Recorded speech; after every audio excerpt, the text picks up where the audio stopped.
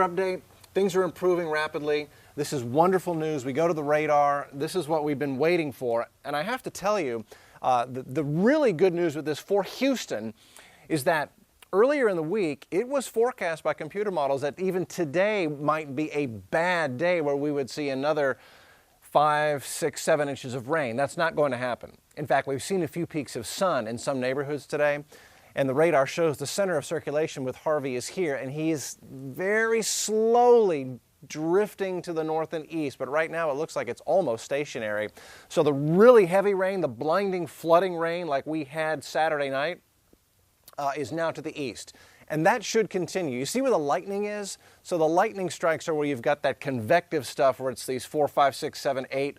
In some cases, we had reports of perhaps as much as 10 inches per hour falling as a rainfall rate, which is, it sounds unbelievable, but I witnessed that during Tropical Storm Allison in 2001 and thought I would never see it again, and I saw it last Saturday night with Harvey. That's where the really heavy stuff is. But this is good. This forecast from last night has verified. The forecast last night suggested that the really heavy rain might be offshore, and it is. Inland, that's nothing. And it continues to weaken Baytown, League City, Channelview. That's drizzle. And the light blue is so light, it's just almost like a mist out there. It's light drizzle up in Liberty County. The yellows and the oranges, the radar is overdoing the rainfall rate on that a little bit. It's really not bad. It's just a light to moderate pitter-patter up there and weakening. And even the coastal counties now are really getting a break from the heavy rain.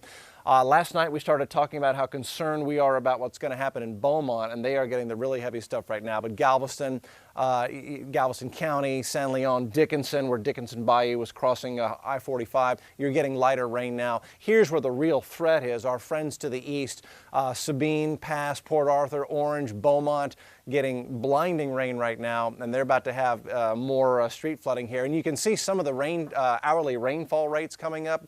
And in some of that, you're going to be 2, 3, 4, 5 inches per hour in the most intense storms. But for us, we here in Houston, it is improving.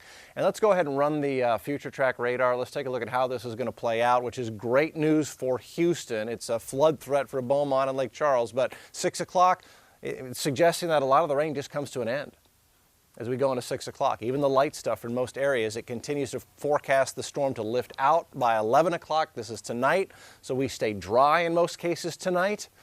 And then although the storm wants to spend a few more hours to our east and is too close for comfort, even by 5 a.m., heavy rain on the Texas-Louisiana border.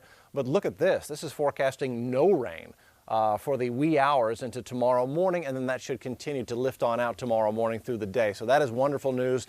There is still a bit of a power outage threat. We've got about 100,000 people area-wide without power right now, reported by CenterPoint. North wind. Now this is actually going to do a couple of things. It does create a situation where if you've got a tree that's in really muddy ground, it could come over. This is a wind gust forecast.